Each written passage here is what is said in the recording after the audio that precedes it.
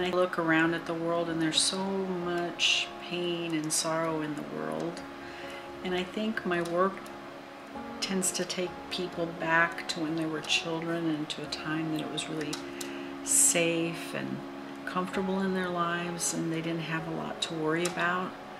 And so one of the things that I know brings me the most joy is when I see people coming up to my booth at an art show, and the closer they get, their faces just burst out into this smile.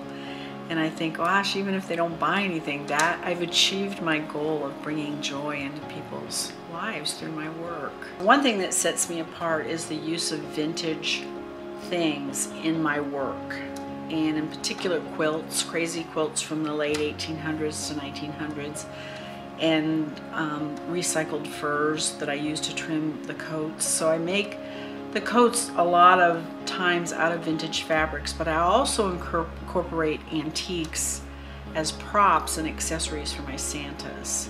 Sometimes they'll look at a Santa and then they'll come back and look at it again and they'll say, well, I didn't see that. Oh my gosh, and look at this. And how it all ties together as a story.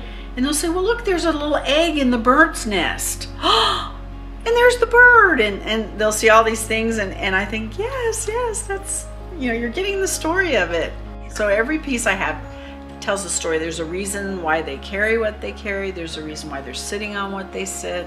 And it all comes together to tell a story. A lot of times when we go antiquing, we will find things, because I like unusual things, we'll find things from like Japan and Austria, Germany, Switzerland, France. I have an olive oil bottle that's vintage that I got from Italy.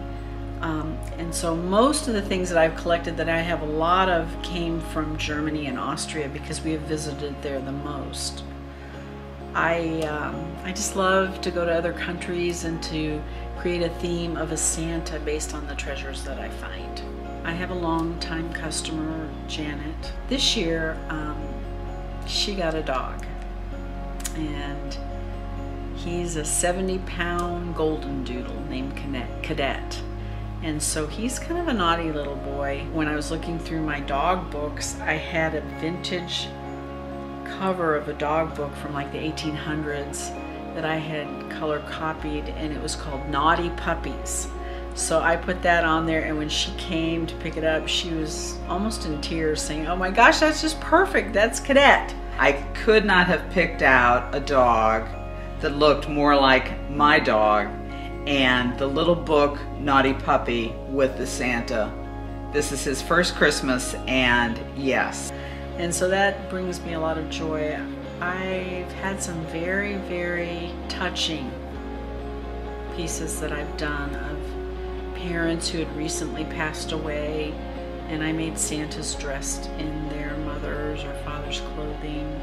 I collected things of my mother's or things that represented my mother, and had Santas made for my cousin Joanna, my two daughters, Julie and Natalie, that would not only be a treasure of the Santa, but also something that brought back Christmas memories for them of a loved one that was very dear to everybody. Each item is placed exactly in a design so that it balances the other parts that are on the Santa.